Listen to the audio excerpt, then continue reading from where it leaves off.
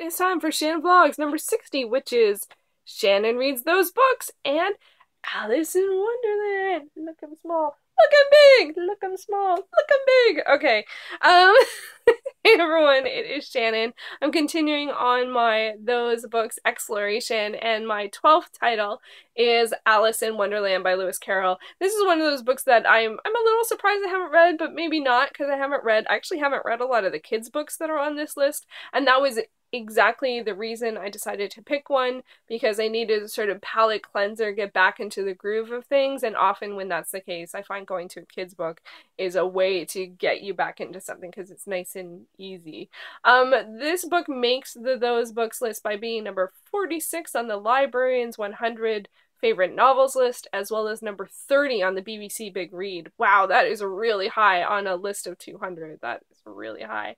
There are a couple of challenges on reading this book, one of which is I've seen so many adaptations of this, whether it is a film like the new Alice in Wonderland, or there was a TV miniseries that was recent, and then of course it's just part of it is just in pop culture, like they eat me, drink me, like that's just there's the cards, the knights that are the cards and all that kind of stuff. Like it's just in the Mad Hatter, the Cheshire Cat, like you just see these characters all over the place, and these so it's weird to have so much knowledge of it and then go back to the source and read it from there. So that was one of the challenges I had with it. And the other challenge I had with it, and this one was a really big challenge, is I read it on my Kobo, public domain version, and I read it really quickly, and like in one sitting quickly, and that's not impossible for a kid's book, of course, but then I just felt like it didn't super feel complete, so I started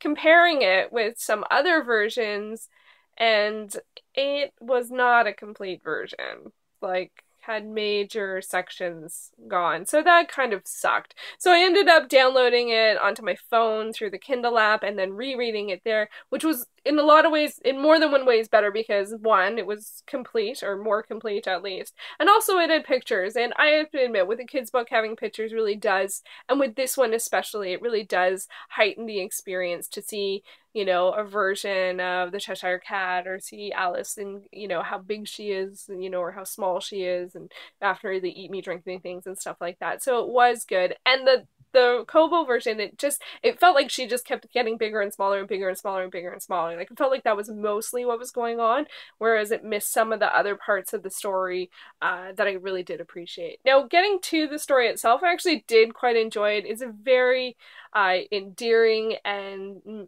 magical, in this sort of, like, I guess it's more, would it be magical? I guess that might be a bit far. That actually might be a bit far. Like, I guess it does fall into the realm of fantasy, as you don't understand why something happens. She eats something and becomes smaller, and that's all the explanation they give. And so that puts it into fantasy, but like like meeting the queen and the cat and the tea party and all that kind of stuff. Like, it's just really fun and whimsical and, very open-spirited, and I really enjoyed that. But as I said, I did know most of the beats that were coming, which is fine, but it's just, I did notice that I was enjoying some of the things that they didn't talk about as much. Like, wasn't aware of, like, they had this great scene where they had a game where they ran around and it had no rules, and then they stopped, and really it was just a ruse for them to dry off after being,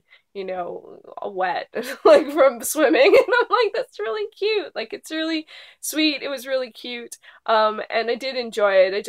I hope that over time I won't hold as much the reading experience being not as great as I could have had. So I don't know. And it is one, maybe it would have been nice to read it as a physical book, as one had the pictures. Although I will say the Kindle version was awesome, because not only did it have drawings and illustrations throughout, at the end of it, it had a whole bunch of different drawings, illustrations, pictures, photographs of artwork of many different versions. So I really appreciated that as well. And that was a free version. So all the better, all the better. So it's weird because I'm sure it's a childhood favorite to many people, but sometimes when you read a story like that afterwards, it just sort of doesn't resonate as much. And I can imagine that this one really would when I was a kid, but I didn't really read a lot of this stuff when I was a kid.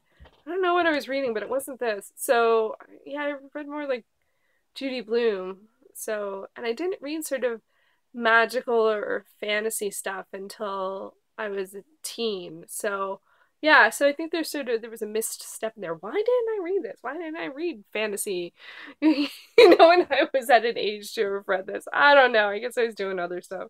Anyway, overall, enjoyable, knew most of what was happening. Hope that the memory of it, stays on the positive over time, and that kind of stuff. I did find that the character of Alice didn't really speak to me that much, especially on the first read, but on the second read a little bit more. She's an interesting character, but it feels like I was more curious about what was going on, like what was happening, because I knew, sort of like, did I know where it was going? I don't remember. Now I'm like, I don't know. I'm like, I never remember how the story ends. It's like the Hatter and the cat, and then the Queen and the tarts. Then I don't remember. I still don't remember. Anyway, I feel like, it's like one of those things. I'm like, I know it's such a beloved story, and I'm like, and it was great, but it doesn't, that's not the experience I had with it. It was fine. It was just different. So anyway, those books exploration continues. I'm currently reading War and Peace. I think I'll probably have to read that as well as another of those books, because I'm definitely not going to finish War and Peace anytime soon. I had to do a separate vlog recently on one of the parts of one of the books of one of the it's so long. I think it's like a 10-minute vlog on like probably like 100 pages. It's just crazy. It is crazy. I'm enjoying it, but it's a lot of work. So I'll probably pick another either kids book or a lighter book, or I don't know, maybe something totally different. Who knows? So there you go, Alice in Wonderland. Let me know, is this a childhood favorite for you? What was it about it that spoke to you? And I'm curious as to how people feel about the adaptations as well, because they seem to, it's just, I'm sure it's so fun to do, like just the other characters and the whole size changing is just a real fun thing to play with. But we've seen so many of them, and there is another one I didn't realize they're doing, and Disney's doing another one after the Alice in Wonderland that came out in 2010. I'm really surprised, but stuff has started to come up about it. I think a poster came out semi recently, and I don't know if it's called Alice Through the Looking Glass or something else. Yeah, because this is a series. There are more. So, but yeah, so I don't think I'll be reading more. I'll be curious about the film, so feels like cheating. But it's the truth. Can't cheat the truth. All right, thanks for watching.